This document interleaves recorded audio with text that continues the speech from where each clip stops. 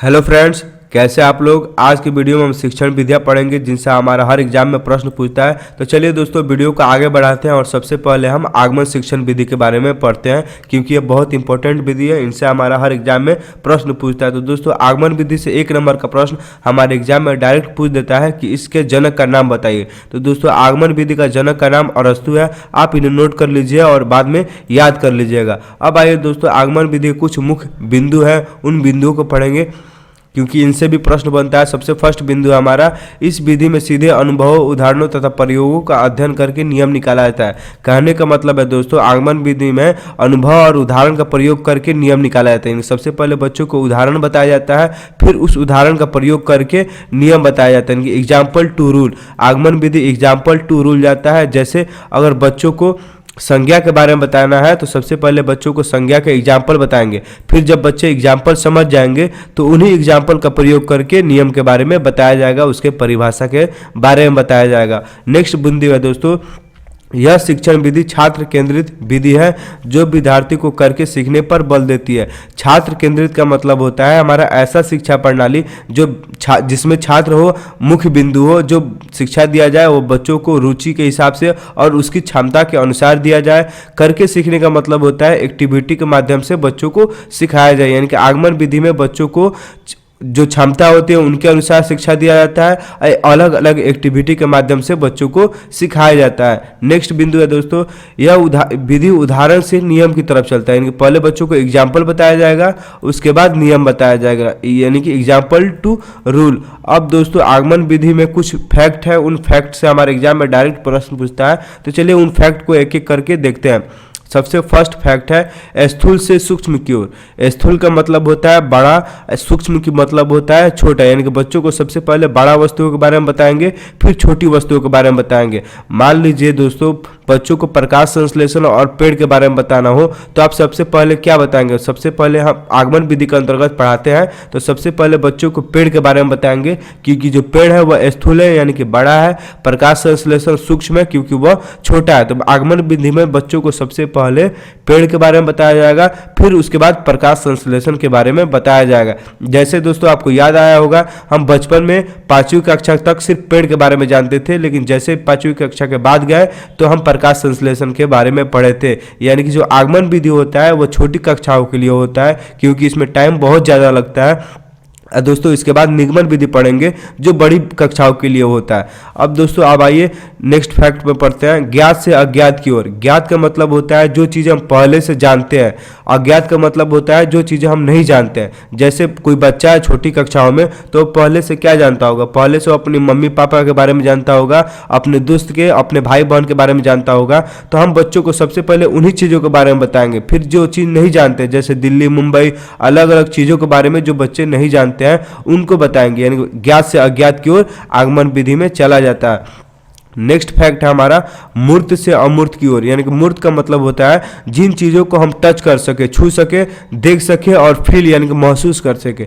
दोस्तों अमूर्त का मतलब होता है न जो चीज़ न आप छू सके, न फील कर सके और न उसे देख सके। जैसे बच्चे अपने घर हो उसे छू भी सकते हैं, देख भी सकते हैं और महसूस भी कर सकते हैं। उसके बाद बच्चों को हम अगर मान लीजिए जो छोटी कक्षाओं का बच्चा है उसे हम अंतरिक्ष के बारे में बताएं, नासा के बारे में बताएं, तो उन चीज़ों को बच्चे ना देख सकता है ना छू सकता है, तो बच्चे नहीं समझेगा उससे। इसलिए सबसे पहले बच्चों को मूर्त वस्तुओं के बारे में बताया जाए जो उसके नज़दीक हो, जिसे वो देख सकता है, फिर उस चीज़ों के बारे में बताएं जिन चीज़ों को वो नहीं देख सकता है। दोस्तों आगमन विधि हमारा यहीं खत्म होता है। अब हम निगमन विधि के बारे में पढ़ेंगे। एक और बात दोस्तों, आगमन विधि का अपोजिट हमारा निगमन विधि होता है। आगमन विधि जो होता है वो छोटी कक्षाओं के लिए होता है क्योंकि इसमें समय बहुत अधिक लगता है। निगमन विधि दोस्तों बड़ी कक्षाओं के लिए होता है क्योंकि इसमें समय कम लगता है, क्योंकि इसमें सबसे पहले रूल बताया जाता है यानी कि नियम बताया जाता है, उसके बाद उदाहरण बताया जाता है।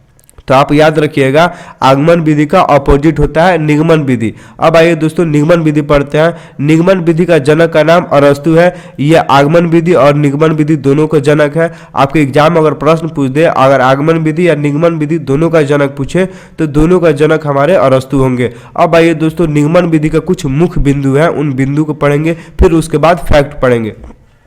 सबसे फर्स्ट बिंदु है हमारा, यह विधि नियम से उदाहरण की ओर चलता है, यानी कि रूल टू एग्जाम्पल। हम बताए थे दोस्तों, आगमन विधि होता है वह एग्जाम्पल टू रूल जाता है, लेकिन निगमन विधि आगमन विधि का अपोजिट होता है, यानी कि उल्टा होता है। इसमें सबसे पहले बच्चों को रूल बताया जाएगा, यानी कि नियम बताया जाएगा, फिर उदाहरण बताया जाएगा। जैसे आप बच्चों को संज्ञा पढ़ाना हो तो सबसे पहले बच्चों को परिभाषा बता दिया जाएगा, उसके बाद उदाहरण दिया जाएगा, फिर उस उदाहरण को समझाया जाएगा। देखिए दोस्तों, यहाँ लिखा भी है, इस विधि में सर्वप्रथम विद्यार्थियों को नियम का ज्ञान दे दिया जाता है, इसके पश्चात उदाहरण देकर उन नियमों को समझाया जाता है। यानी कि दोस्तों निगमन विधि में बच्चों को सबसे पहले नियम बता दिया जाता है, उसके बाद बच्चों को उदाहरण दिया जाता है। एक और दोस्तों ट्रिक है इसे याद करने का दोस्तों, जैसे न है निगमन में न लिखा हुआ तो नियम, आप न से नियम याद कर सकते हैं, वैसे ही आगमन में अ है दोस्तों, तो अ से आप उदाहरण एग्जाम्पल ऐसे करके याद कर सकते हैं। ये ट्रिक है, छोटा मोटा आप इस्तेमाल करना चाहें तो कर सकते हैं। नेक्स्ट बिंदु है हमारा, यह विधि शिक्षक केंद्रित विधि कहलाती है। इसमें शिक्षक ही सारे नियम सिखाते हैं। शिक्षक केंद्रित विधि का मतलब होता है ऐसा शिक्षा प्रणाली जिसमें शिक्षक जो हो वह केंद्र बिंदु हो, जो अब जितने भी नियम हो वह शिक्षक बनाता हो। बच्चों का बुक के बारे में, सिलेबस के बारे में, उनके कैरिकुलम के बारे में सभी चीज़ें शिक्षक ही डिसाइड करता है। इसमें बच्चे की ना रुचि देखी जाती है न उनकी क्षमता देखी जाती है, इसलिए यह शिक्षक केंद्रित विधि है। दोस्तों एक प्रश्न हमारे एग्जाम में पूछा जाता है कि जो आगमन विधि है वो कौन शिक्षा प्रणाली फॉलो करता है, तो वह बाल केंद्रित शिक्षा प्रणाली फॉलो करता है। और जो दोस्तों निगमन विधि है वह शिक्षक केंद्रित शिक्षा प्रणाली फॉलो करता है। यह क्वेश्चन हमारे एग्जाम में पूछा गया है, तो आप इस क्वेश्चन को रिवीजन भी कर लीजिएगा। नेक्स्ट बिंदु है, निगमन विधि आगमन विधि के ठीक विपरीत है। हम बताएं दोस्तों, निगमन विधि आगमन विधि का अपोजिट कार्य करती है। निगमन विधि में नियम बताया जाता है और आगमन विधि में पहले उदाहरण बताया जाता है। अब आइए दोस्तों निगमन विधि के कुछ फैक्ट देखते हैं, क्योंकि इनके फैक्ट से हमारे एग्जाम में प्रश्न पूछता है। दोस्तों अब यह बता दें कि फैक्ट से प्रश्न पूछता कैसे है। आपके क्वेश्चन में ये फैक्ट लिख देगा, उसके बाद ये पूछेगा कि ये किस शिक्षा प्रणाली के फैक्ट है, यानी कि नियम है, तो आपको बताना होगा कि यह निगमन विधि के फैक्ट है। सबसे फर्स्ट फैक्ट है हमारा, सूक्ष्म से स्थूल की ओर। सूक्ष्म का मतलब हम बताएं दोस्तों छोटा चीज, बारीक चीज। स्थूल का मतलब बड़ा चीज, यानी कि पेड़। मान लीजिए पेड़ से एग्जांपल से समझ लीजिए, अगर निगमन विधि बच्चों को पढ़ा रहे हैं तो सबसे पहले हम बताएंगे प्रकाश संश्लेषण के बारे में, उसके बाद हम पेड़ के बारे में बताएंगे, क्योंकि निगमन विधि बड़ी कक्षाओं में पढ़ाया जाता है, इसमें समय कम लगता है, और आगमन विधि छोटी कक्षाओं में पढ़ाया जाता था। नेक्स्ट है हमारा अज्ञात से ज्ञात, यानी जो अज्ञात का मतलब होता है जो चीज़ें हम नहीं जानते हैं, ज्ञात का मतलब होता है जो चीज़ हम जानते हैं। यानी कि बच्चों को निगमन विधि में वो चीज़ बताया जाता है पहले जो बच्चे नहीं जानते हैं, फिर उन चीज़ों के बारे में बताया जाता है जो चीज़ें बच्चे जानते हैं। आप समझ गए होंगे आगमन विधि और निगमन विधि में। दोस्तों एक बार और रिवीजन कर लीजिए। आगमन विधि में एग्जाम्पल पहले बताया जाता है, रूल बाद में बताया जाता है, ठीक है दोस्तों। लेकिन निगमन विधि अपोजिट होता है। निगमन विधि में सबसे पहले रूल बताया जाता है, उसके बाद एग्जाम्पल बताया जाता है। आगमन विधि छोटी कक्षाओं के लिए होता है, इसमें समय ज़्यादा लगता है, और निगमन विधि बड़ी कक्षाओं के लिए होता है, इसमें समय कम लगता है। अब आइए दोस्तों हम प्रोजेक्ट विधि पढ़ते हैं, इससे भी हमारा एग्जाम में प्रश्न पूछता है। इसके जनक किलपैट्रिक है, आप याद कर लीजिएगा दोस्तों। ये सभी पीडीएफ अगर आप चाहते हैं तो आप सेव कर लीजिएगा, आप नोट भी कर सकते हैं, और हमेशा रिवीजन करते जाइएगा, क्योंकि शिक्षा विधि से हमारे एग्जाम में बहुत प्रश्न पूछता है। देखिए दोस्तों प्रोजेक्ट विधि हम सबसे पहले आपको थोड़ा सा हिंट्स दे देते हैं। मान लीजिए 5-6 बच्चों का ग्रुप बना दिया जाए, हर कक्षा में अलग अलग ग्रुप बना दिया जाए, और एक ग्रुप को यह बता दिया जाए कि तुम जाओ एक साथ कोई बगीचा में जाओ, और कोई मान लो आम का जितना भी पेड़ है उन सभी पेड़ का फोटो खींच के लाओ, और उस आम के पेड़ में क्या क्या होता है, कैसे फल आता है, उस सभी चीज़ों को एक प्रोजेक्ट में बना के लाओ। तो इसमें बच्चे क्या होते हैं दोस्तों, इसमें सभी बच्चे मिलजुल के 5 बच्चे या 10 बच्चों का ग्रुप होगा, या जितना भी बच्चों का ग्रुप होगा वह सभी मिलजुल के एक साथ प्रोजेक्ट बनाते हैं। अब आइए दोस्तों इसके बारे में हम समझते हैं। यह विधि अनुभव केंद्रित यानी कि एक्सपीरियंस बेस होता है। यह बालकों के समाजीकरण पर विशेष बल देता है। देखिए दोस्तों जब बच्चों का ग्रुप एक साथ काम करेगा, अलग अलग बच्चे रहेंगे, आपस में बातचीत करेंगे, तो इनसे उनका सामाजिक विकास भी यानी कि सोशल डेवलपमेंट भी होगा। और हमारे एग्जाम में प्रश्न भी पूछता है ऐसा कौन सा शिक्षा प्रणाली है यानी कि विधि है जिससे बच्चों का सामाजिक डेवलपमेंट होता है, तो हमारा प्रोजेक्ट विधि है, आप याद रखिएगा दोस्तों। नेक्स्ट बिंदु है इस विधि में विद्यार्थी स्वतंत्र रूप से कार्य करता है, क्योंकि प्रोजेक्ट विधि में सभी बच्चे अपने अपने कार्य आज़ादी से करते हैं एवं अपनी समस्याओं का हल अपने स्वयं के विचारों के आधार पर करते हैं। अपनी समस्याओं का हल अपने विचारों के आधार पर करते हैं। अलग अलग बच्चे अलग अलग खोज करते हैं। यह एक बाल केंद्रित शिक्षा प्रणाली है। बाल केंद्रित का मतलब हम बता दिए हैं, ऐसा शिक्षा जिसमें बच्चा जो हो वह मुख्य बिंदु हो, बच्चों को क्षमताओं के अनुसार उनकी रुचियों के अनुसार शिक्षा दिया जाए, उसे हम बाल केंद्रित शिक्षा कहते हैं। इस विधि में विद्यार्थी सक्रिय क्रियाशील रहते हैं, समूह में रहकर कार्य करना सीखते हैं। इससे उनमें आत्मविश्वास भी पैदा होता है। जब बच्चे एक साथ कार्य करेंगे तो वह एक्टिव भी रहेंगे और अलग अलग लर्नर भी होंगे, बहुत चीज़ें सीखते हैं और समूह में रहकर कार्य करना भी सीखते हैं और उनमें आत्मविश्वास भी आता है। अब दोस्तों हमारा प्रोजेक्ट विधि यहीं खत्म होता है। अब प्रत्यक्ष विधि पढ़ते हैं। आइए दोस्तों इनके बारे में थोड़ा सा हम पहले बता दें। जैसे दोस्तों अगर कोई इंग्लिश मीडियम स्कूल है और बच्चों का कोई मातृभाषा मान लीजिए हिंदी हो या भोजपुरी हो या बंगाली हो, तो जो CBSE स्कूल होता है यानी कि जहाँ इंग्लिश सिखाया जाता है, वहाँ बच्चों को यह बताया जाता है कि तुम्हें अपनी मातृभाषा नहीं बोलना है। जो टारगेट लैंग्वेज है, मान लीजिए टारगेट लैंग्वेज दोस्तों इंग्लिश है, तो तुम्हें सिर्फ बच्चों को यह बताया जाता है कि तुम्हें सिर्फ टारगेट लैंग्वेज बोलना है। अगर तुम अपनी मातृभाषा का प्रयोग करोगे तो तुम्हें फाइन लगेगा, तुम्हें दंड दिया जाएगा। तो इस विधि में बच्चे जो होते हैं वो इंग्लिश बोलते हैं, यानी कि धीरे धीरे इंग्लिश बोलना सीखते हैं। अगर मातृभाषा का प्रयोग गलती से भी कर देते हैं तो उन्हें फाइन देना पड़ता है या उन्हें दंड का सामना करना पड़ता है। अब आइए दोस्तों इस विधि के बारे में कुछ पढ़ते हैं। इस विधि में बालक को बिना व्याकरण के नियमों का ज्ञान कराया जाता है। देखिए दोस्तों, जो प्रत्यक्ष विधि है इसमें बच्चों को ग्रामर नहीं बताया जाता है, यानी कि व्याकरण नहीं बताया जाता है। डायरेक्ट जो टारगेट लैंग्वेज है उसको सिखाया जाता है। उसको हम बातों से, वार्तालाप के माध्यम से बच्चे सीखते हैं। देखिए लिखा है, व्याकरण के नियमों का ज्ञान कराए बिना भाषा सिखाया जाता है, यानी कि इसमें ग्रामर नहीं बताया जाता है, डायरेक्ट भाषा सिखला दिया जाता है। जो टारगेट लैंग्वेज होता है, चाहे हिंदी हो या इंग्लिश हो, जो भी टारगेट लैंग्वेज होता है दोस्तों, उसे डायरेक्ट सिखाया जाता है। इस विधि में जो बालक की मातृभाषा होती है उसे बिना मध्यस्थ बनाए उसे अन्य भाषा सिखाई जाती है। मध्यस्थ का मतलब होता है उसे बिना उपयोग में लाए, यानी कि उसका प्रयोग नहीं किया जाता है। यानी कि जो बच्चों का मातृभाषा हो, लोकल लैंग्वेज जो वो घर से सीख कर आते हैं, उसका प्रयोग नहीं किया जाता है। इस विधि में वार्तालाप के माध्यम से अधिक सीखने पर बल दिया जाता है। वार्तालाप का मतलब क्या होता है दोस्तों, आप बताइए। वार्तालाप का मतलब ये होता है कि आपसी बातचीत, यानी कि दो बच्चे आपस में जो बातचीत कर रहे हैं या 4 बच्चे 5 बच्चे, जो आपसी बातचीत होता है उसे वार्तालाप कहते हैं। यानी कि प्रत्यक्ष विधि में आपसी बातचीत से इंग्लिश सिखाया जाता है। सामने वाला बालक कुछ इंग्लिश बोलेगा तो उसके अगले बालक उसको देखकर कुछ इंग्लिश बोलता है। ऐसे धीरे धीरे बिना ग्रामर के इंग्लिश सीखते हैं। देखिए दोस्तों, जिससे वह प्राकृतिक यानी कि नेचुरल रूप से सीख सके।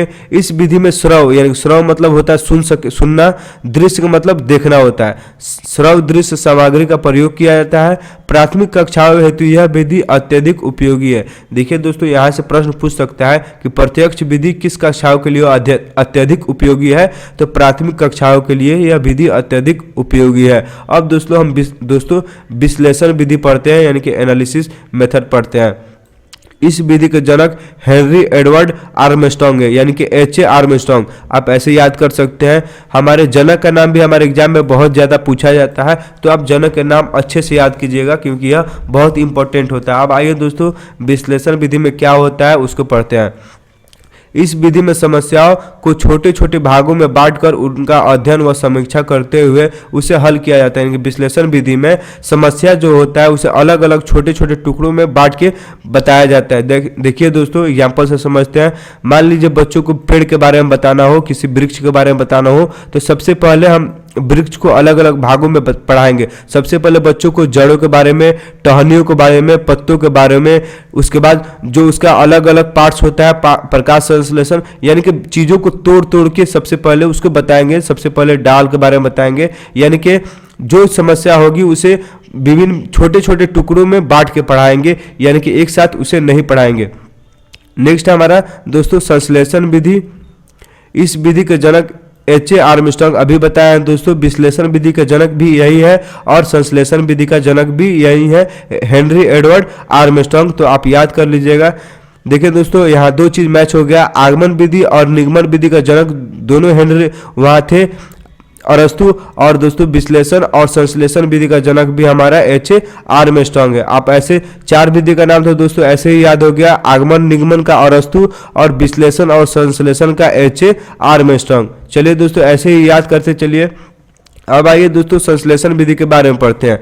विश्लेषण कर लेने के पश्चात ही संश्लेषण का कार्य होता है, यानी जब हम विश्लेषण कर लेते हैं, चीज़ों को अलग अलग भागों में बांट के पढ़ लेते हैं, समझ लेते हैं, तब हमारा संश्लेषण का कार्य होता है। इस विधि में किसी समस्या या गतिविधि के छोटे छोटे भागों को जोड़ते हुए समस्या का हल किया जाता है। देखिए दोस्तों, विश्लेषण में हम समस्या को अलग अलग भागों में तोड़ के पढ़े थे, लेकिन जब संश्लेषण करते हैं तो उन्हीं छोटी छोटी भागों को जोड़ते हुए पढ़ते हैं। यानी जो चीज़ें हम पहले से अलग कर दिए थे, अलग अलग चीज़ों को बांट के समझ रहे थे, उसे अब संश्लेषण में आपस में जोड़ते हुए सीखते हैं। दोस्तों संश्लेषण विधि में एक कथन है, यहाँ से क्वेश्चन पूछा जाता है, कथन के नाम दे दिया जाता है, यानी कथन लिख दिया जाता है, पूछा जाता है कि यह कथन किसके द्वारा दिया गया है, या कभी प्रोफेसर यंग का नाम दे दिया जाता है और पूछा जाता है इनके कथन का चुनाव कीजिए। इनके ऑप्शन में इनका कथन रहता है, आपको सेलेक्ट करना होता है। तो आइए दोस्तों कथन पढ़ते हैं। प्रोफेसर यंग के अनुसार संश्लेषण विधि द्वारा सूखी घास से तिनका निकाला जा सकता है, परंतु विश्लेषण विधि में स्वयं तिनका घास से बाहर निकलना चाहता है। यानी कि प्रोफेसर यंग यह कहते हैं कि संश्लेषण विधि जो है उससे घास से तिनका निकाला जा सकता है, लेकिन विश्लेषण जब हम करते हैं जो तिनका होता है वह स्वयं बाहर निकलना यानी घास से बाहर निकलना चाहता है। अब आइए दोस्तों अनुकरण विधि पढ़ते हैं। अनुकरण विधि को आप नकल विधि भी कह सकते हैं, फॉलो विधि भी कह सकते हैं। नकल या फॉलो दोनों आप अनुकरण विधि को बोल सकते हैं। आइए दोस्तों इन विधि की थोड़ा सा चर्चा किया जाए। देखिए दोस्तों, जो हम बचपन में जब पैदा हुए थे तो हमें कोई भाषा नहीं आता था। हम अपने आसपास अपने मम्मी पापा भाई बहन और आसपास दोस्तों जो भाषा का प्रयोग करते थे, हम उनका अनुकरण करते करते वह भाषा सीख गए। जैसे दोस्तों हमारी मातृभाषा अगर हिंदी है तो हम हिंदी कैसे सीखे होंगे? जब हम पैदा हुए तो हमारे आसपास के सभी लोग हिंदी बोलते थे, तो हम उनका अनुकरण करके उनको फॉलो करते करते धीरे धीरे हम हिंदी सीख गए। यानी कि अनुकरण होता है, इसमें पढ़ा नहीं जाता है, इसमें चीज़ों को अनुकरण यानी कि नकल करके फॉलो करके सीख लिया जाता है। जैसे दोस्तों अगर कोई बच्चा इंडिया का है, अगर उसे बचपन में ही अगर अमेरिका भेज दिया जाए तो वहाँ वह बिना पढ़े अमेरिका के लोगों का अनुकरण करके वह इंग्लिश सीख जाएगा। देखिए दोस्तों, इस विधि में बालक अनुकरण करके सीखता है। अनुकरण का मतलब बताएं दोस्तों नकल होता है यानी कि फॉलो, इसलिए इस विधि को अनुकरण विधि कहते हैं। इस विधि में बालक अपने शिक्षक का अनुकरण यानी कि नकल करके लिखना पढ़ना व नवीन रचना सीखता है। देखिए दोस्तों, अनुकरण विधि में जो बालक होता है वह शिक्षक का नकल करके लिखना और पढ़ना और नवीन रचना यानी छोटी छोटी रचना का क्रिएटिव करना सीख जाता है। इस विधि के अंतर्गत बालक शिक्षक के उच्चारण को सुनकर वाचन करना सीखता है। पहले शिक्षक बोलता है, फिर बच्चे उसका अनुसरण करते हैं। देखिए दोस्तों, जब हम बचपन में पढ़ते थे तो जब हम क्लासरूम में थे तो शिक्षक पहले कोई चीज़ कविता हो या शब्दार्थ हो, शिक्षक सबसे पहले पढ़ता था, फिर हम जब छोटे थे तो हम उन चीज़ों को उनके पीछे दोहराते थे। ऐसे ही हम बचपन में सीखे थे, तो इसे अनुकरण विधि कहा जाता था। यानी जब भी शिक्षक कोई चीज़ बोले, जैसे दोस्तों और कोई प्रार्थना होता है विद्यालय में, तो जो बच्चे आगे होते हैं सबसे पहले वह पढ़ते हैं, फिर जो लाइन में बच्चे होते हैं स्कूल के सभी बच्चे वह उनका अनुकरण करके प्रार्थना को दोहराते हैं। यानी कि बात को दोहराना अनुकरण करके विधि में आता है। जैसे शिक्षक की बातों को आप दोहरा कर सीखते हैं तो हमारा अनुकरण विधि के अंतर्गत आएगा। नेक्स्ट विधि है दोस्तों व्याख्यान विधि यानी कि लेक्चर मेथड। व्याख्यान विधि में किसी तथ्य विषय की व्याख्या किया जाता है, यानी कोई फैक्ट होता है उसका व्याख्या किया जाता है। यह बड़ी कक्षाओं के लिए होता है, जैसे कॉलेज में दोस्तों लेक्चर के माध्यम से पढ़ाया जाता है। इसमें कोई टॉपिक होता है, शिक्षक क्लासरूम में आता है, उसके बारे में लेक्चर देता है। व्याख्यान विधि को शिक्षण का सबसे प्राचीन विधि का माना जाता है। देखिए दोस्तों, यहाँ से एक प्रश्न आ सकता है कि ऐसा कौन सा शिक्षा विधि है जो सबसे प्राचीन है, तो हमारा व्याख्यान विधि है जो सबसे प्राचीन विधि है। ये पॉइंट आपके देखिए दोस्तों, छोटा छोटा पॉइंट से हमारे एग्जाम में प्रश्न पूछा जाता है। इस विधि में शिक्षक की भूमिका प्रमुख होती है, इसलिए इसे शिक्षक केंद्रित शिक्षण भी कहा जाता है। जो व्याख्यान विधि है इसमें शिक्षक जो होता है मुख्य बिंदु होता है, इसलिए इसे शिक्षक केंद्रित शिक्षण कहा जाता है। अब दोस्तों मारिया मॉन्टेसरी विधि के बारे में हम पढ़ते हैं। मारिया मॉन्टेसरी इटली के एक चिकित्सक तथा शिक्षा शास्त्री थे। जिनके नाम से शिक्षा की मॉन्टेसरी पद्धति प्रसिद्ध है, यानी जो मारिया मॉन्टेसरी विधि है वह मारिया मॉन्टेसरी के नाम से ही प्रसिद्ध है। यह पद्धति 2.5 वर्ष से 6 वर्ष के बच्चों हेतु प्रयोग में लिया जाता है। मारिया मॉन्टेसरी विधि दोस्तों 2.5 वर्ष और 6 वर्ष के बच्चों के बीच में प्रयोग किया जाता है। अगर हमारे एग्जाम में प्रश्न पूछ दे कि मॉन्टेसरी विधि किस उम्र के बच्चों में प्रयोग किया जाता है, तो 2.5 वर्ष और 6 वर्ष के बीच में बच्चों में प्रयोग किया जाता है। इसका विकास डॉक्टर मारिया द्वारा रूस विश्वविद्यालय में मंद बुद्धि बालकों की चिकित्सा हेतु उनकी शिक्षा हेतु किया गया, जो कुछ समय के बाद सामान्य बुद्धि के बालकों के लिए भी शिक्षा में उपयोग में लाया गया। यानी कि मारिया मॉन्टेसरी जो विधि था दोस्तों वह सबसे पहले मंद बुद्धि बालकों के लिए लाया गया था, लेकिन बाद में जैसे समय बीतता गया वैसे इसमें चेंज होता गया। अब यह सामान्य बुद्धि के बच्चों में भी प्रयोग किया जाता है। नेक्स्ट विधि दोस्तों हमारा डाल्टन विधि। डाल्टन पद्धति के जनक कुमारी हेलेन है। आप याद रख लीजिए दोस्तों, डाल्टन विधि के जनक हमारे कुमारी हेलेन है। इस विधि में अध्यापक द्वारा छात्रों को कुछ निर्धारित कार्य यानी कि असाइनमेंट के रूप में दिया जाता है। असाइनमेंट का मतलब आप समझते होंगे दोस्तों, जब भी हम डीएलएड कर रहे थे या बीएड कर रहे थे तो उस समय हमारे शिक्षक हमें कुछ असाइनमेंट देते थे, उन्हें हमें समय पे पूरा करना होता था। असाइनमेंट दोस्तों किसी भी सब्जेक्ट का हो सकता है, किसी भी टॉपिक का हो सकता है जिसमें कुछ कार्य करना होता है। तो दोस्तों असाइनमेंट में उस समय भी हम जब बीएड कर रहे थे या डीएड या कोई भी कॉलेज में पढ़िएगा, जब आपको असाइनमेंट मिलता है तो उसे उसी समय में जमा करना होता है जब शिक्षक आपको बोले। देखिए दोस्तों यहाँ लिखा भी है, जिन्हें विद्यार्थी को दिए हुए समय के भीतर करना होता है। तो ये विधि दोस्तों आप तो पढ़े ही हैं कॉलेजों में। नेक्स्ट विधि है भाषा संसर्ग विधि। यह एक व्याकरण शिक्षण की विधि है, यानी कि ग्रामर विधि है। हमारे एग्जाम में अगर प्रश्न पूछ दे कि ग्रामर विधि कौन है, तो भाषा संसर्ग विधि। इस विधि में रचनाओं के माध्यम से व्याकरण का ज्ञान कराया जाता है। प्राथमिक कक्षाओं हेतु यह विधि काम में लिया जाता है। यानी कि जो भाषा संसर्ग विधि है, हमारे एग्जाम में प्रश्न पूछ दिया जाएगा कि यह विधि किस कक्षाओं में प्रयोग किया जाता है। तो दोस्तों ये प्राथमिक कक्षाओं यानी कि 1 से 5 तक विद्यालयों में यह प्रयोग में ली जाती है। इस विधि के द्वारा छात्रों को अच्छे लेखन की पुस्तकों के माध्यम से व्याकरण का ज्ञान दिया जाता है। देखिए दोस्तों सुंदर सुंदर बुक के माध्यम से, अच्छी अच्छी लिखावटों के माध्यम से बच्चों को व्याकरण का सिखाया जाता है। दोस्तों आज का वीडियो हमारा यही समय खत्म होता है। उम्मीद है दोस्तों आपको समझ में आया होगा। अगर समझ में आया होगा तो आप लाइक कर दीजिए। मिलते हैं नेक्स्ट वीडियो में।